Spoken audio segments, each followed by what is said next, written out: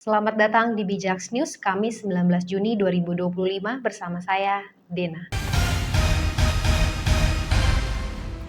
Informasi pertama, setelah isu ijazah dinyatakan tuntas oleh kepolisian, kini skripsi Presiden Jokowi kembali jadi sorotan. Roy Suryo, pakar telematika yang getol mengangkat isu ini, menyebut proses akademik tak bisa mak berduduk atau tiba-tiba melompat ke ijazah tanpa tahapan seperti KRS, KKL, hingga yudisium. Ia mempertanyakan mengapa hanya ditampilkan fotokopi, bukan dokumen asli, serta menyoroti kejanggalan teknis seperti tanda tangan dosen pembimbing dan jenis font dalam naskah skripsi yang menurut analisis tak sesuai zaman. Ijazah itu bukan otentik, hanya identik dan identiknya dengan apa, itu belum dibuktikan, tegas Roy Kamis 19 Juni. Menanggapi hal ini, kuasa hukum Jokowi, Rifai Kussumanegara, menegaskan bahwa ijazah asli telah diserahkan ke Bareskrim secara resmi, bahkan didokumentasikan secara video. Ia menyebut tudingan yang terus digulirkan tanpa bukti baru justru menunjukkan motif politis. Rizal Fadila dari TPUA menyatakan sejak awal skripsi dan ijazah adalah satu paket dalam aduan mereka ke polisi, termasuk dugaan kejanggalan tanda tangan Prof. Sumitro. Analisis kami dianggap signifikan hingga keluar surat penyelidikan, ujarnya Kamis 19 Juni. Di sisi lain, Roy Suryo menyindir soal ijazah aspal yang bisa saja dikeluarkan bukan dari UGM tapi UPP, Universitas Pasar Pramuka, dan menegaskan ada tokoh nasional yang tak menolak pernyataan tersebut. Perdebatan ini memperlihatkan ketegangan antara klaim legalitas dan persepsi publik yang kini kembali hangat memasuki tahun politik.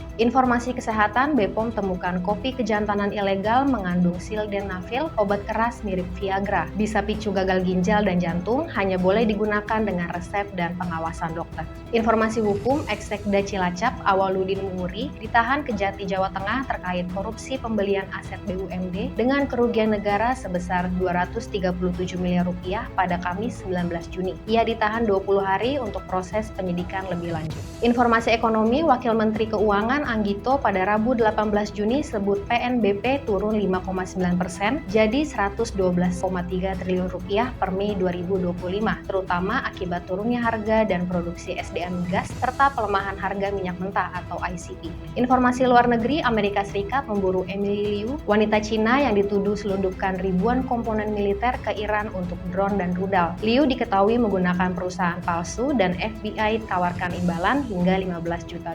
Sampai bertemu di informasi bijak berikutnya.